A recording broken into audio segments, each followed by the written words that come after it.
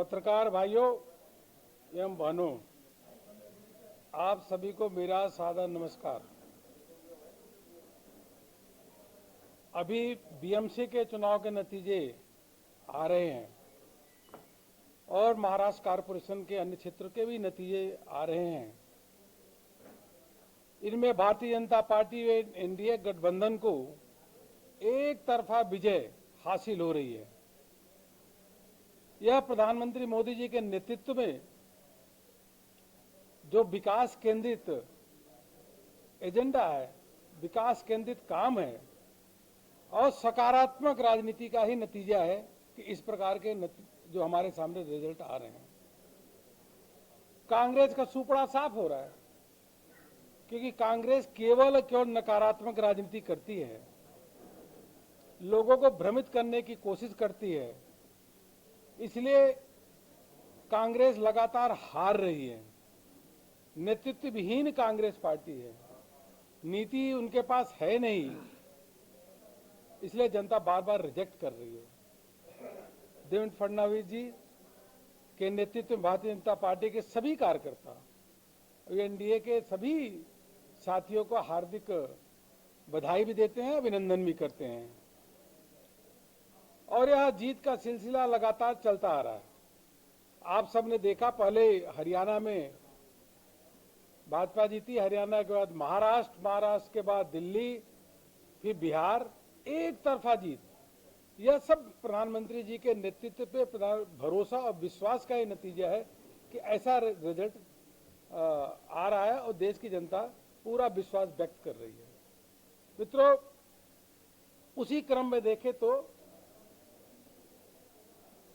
माननीय मोदी जी के नेतृत्व में यह विकसित भारत जी राम जी का कानून बनाया गया और इस कानून बनाने के माध्यम से यह सुनिश्चित किया जाएगा कि गांव का सर्वांगीण विकास हो, प्रत्येक गांव में कोई ठोस काम हो, गांव की अपेक्षा के अनुरूप गांव में हो काम हो और एक तरीके से आने वाले समय में 4-5 सालों में एक पूर्ण रूप से विकसित गांव हम सबको देखने को मिलेगा, जो विकसित भारत 2047 के संकल्प को साकार करने में बहुत बड़ा योगदान होगा।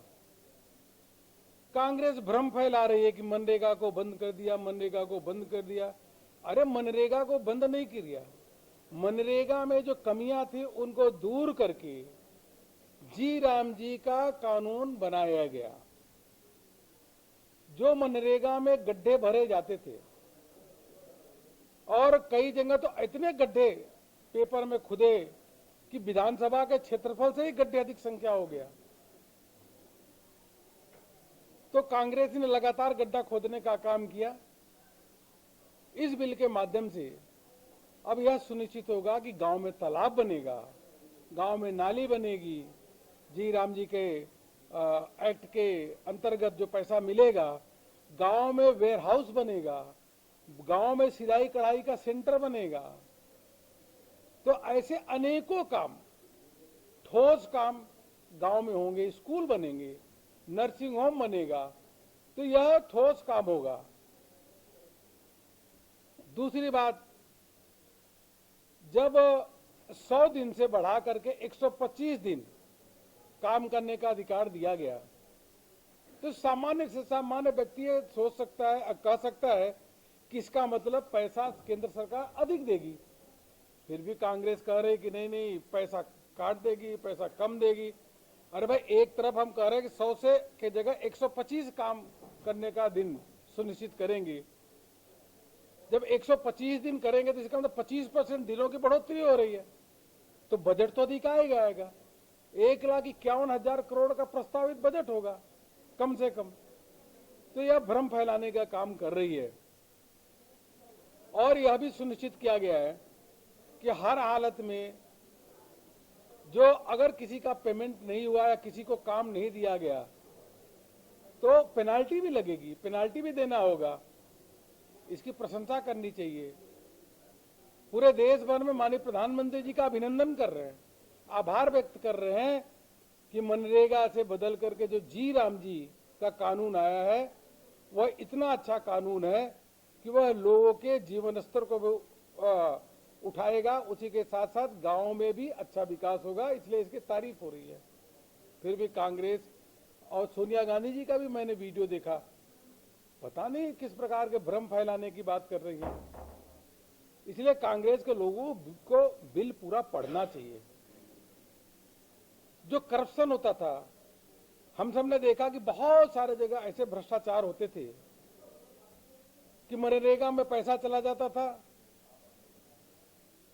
लेकिन वहां कोई काम ही नहीं होता था,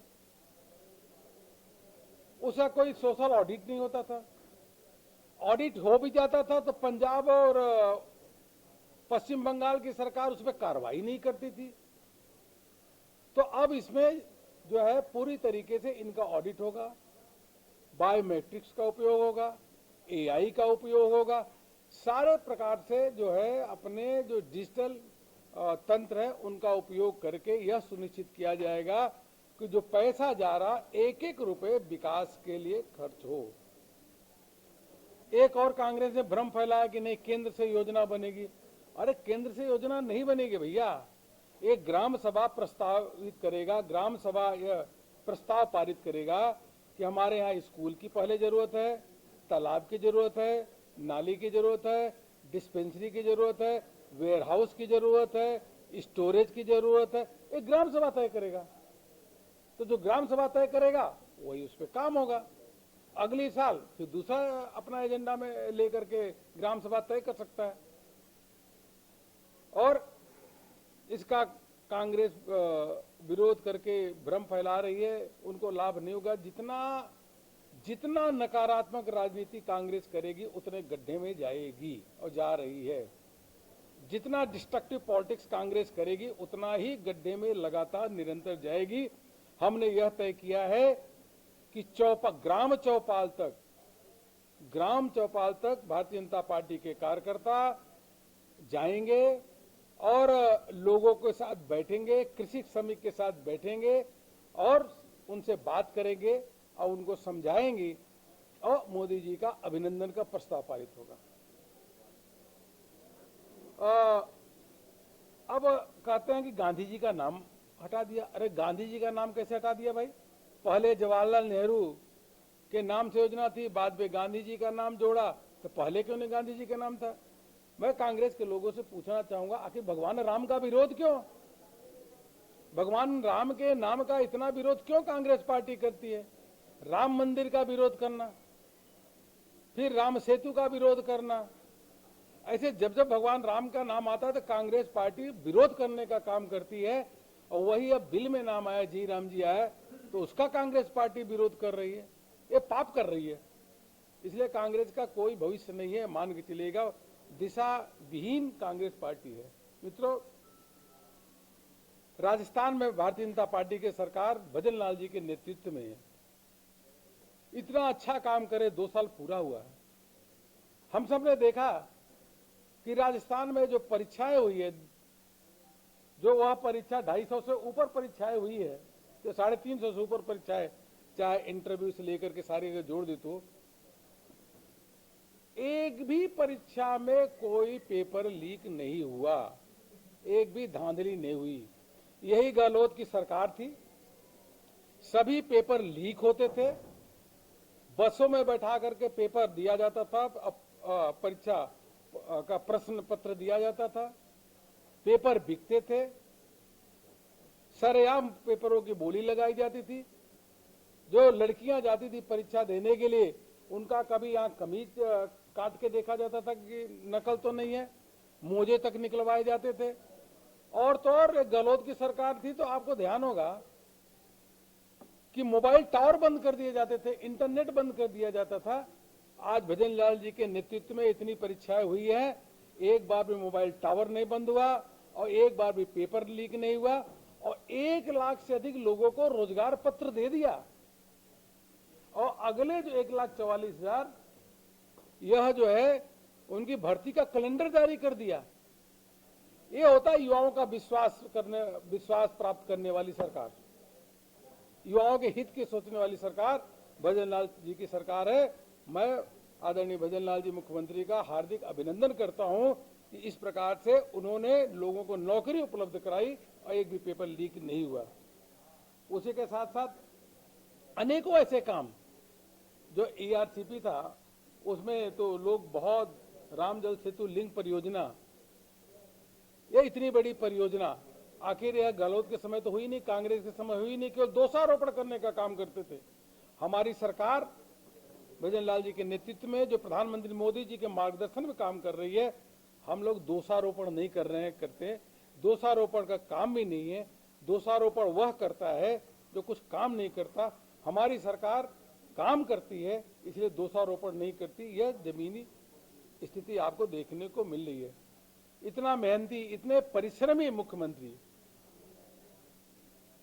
कि लगातार मेहनत करना, 18-18 घंटे काम करना, कार्यकर्ताओं से मिलना और कार्यकर्ता भाव, मंडल के कार्यकर्ताओं को भी बुलाकर बात करना, ऐसा संगठन और कुशल संगठक मुख्यमंत्री भजन लाल शर्मा जी जो काम कर रहे हैं, उनका अभिनंदन करते हैं और इसलिए हम लोग सब उनकी प्रशंसा भी कर रहे हैं। अच्छी तरीके से राजस्थान सरकार भारतीय जनता पार्टी की अच्छी चल रही है और हर दिशा में अनेकों काम हो रहा है।